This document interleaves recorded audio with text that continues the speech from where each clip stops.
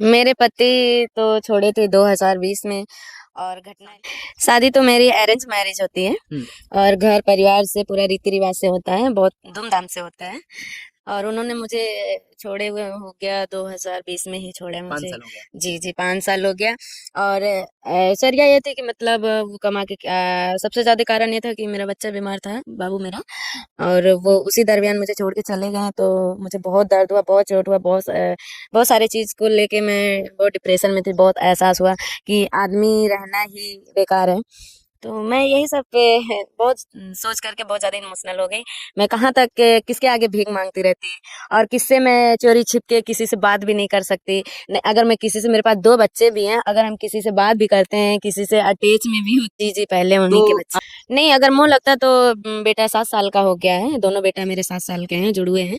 तो जरूर कभी ना कभी आते हैं अपने बच्चे के लिए। फिक्र, मेरी फिक्र तो चलिए छोड़िए, लेकिन बच्चे तो उन्हीं के था ना, उनको तो फिक्र करना था।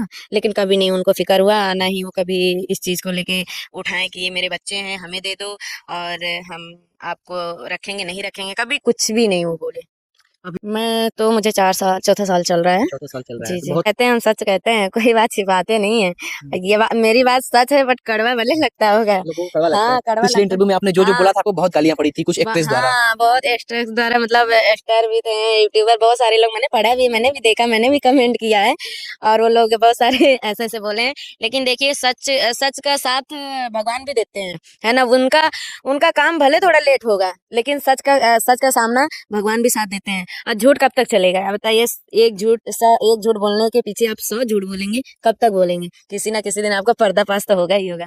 तो मेरा कहना यही है, हम जो भी बोलते हैं सच बोलते हैं, चाहे किसी को कड़वा लगे और चाहे मीठा लगे, मुझे किसी से मतलब नहीं है। जो सुनता है वो खुद ही समझदार है, समझ जाएगा, वो चाहे एक्टर्स हो, डांसर हो, कोई भी हो। उनको इतना पता होगा कि हम क्या चीजें, मुझे लोग क्या कहते हैं। आप डांसर हैं, उसके अलावा आप और आपका काम क्या है और आप क्या करते हो? उसके अलावा मैं रील्स भी बनाती हूँ, और मेरी आईडी भी है, रंजना चौहान लखनऊ, और रंजना चौहान ब्लॉग। और फेसबुक, इंस्टाग्राम, यूट्यूब है, ये छोटा मोटा ऐसे ही है।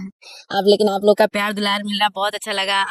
भैया के चैनल के माध्यम से आप लोग बहुत मुझे सपोर्ट किए। मुझे उम्मीद ही नहीं था कि मैं मुझे इतना लोग देख पाएंगे, लेकिन आपका साथ था। माता रानी भगवान करे कि मेरी पब्लिक आपको ऐसे ही प्यार दुलार देती रहे, और आप सबका सच का साथ हमेशा आप इंटरव्यू लेते रहिए। मेरा चार्ज तो कोई नहीं बताता, लेकिन मेरा कोई ज्यादा चार्ज वर्ज नहीं है, इसलिए हम छिपाते उपाते नहीं है, हम बता देते हैं। मेरा एक दिन का चार्ज 5 से 6 है। बाकी कहीं और भी, जैसे दूर भी जाते हैं, एक्टर भोजपुरी लोग के अंडर में जाते हैं, तो 8 भी हो जाता है। मिनिमम कितना आया? एक रात का चार्ज यहाँ 4,000। 4,000। जी। कितने घंटे के लिए करना होता है?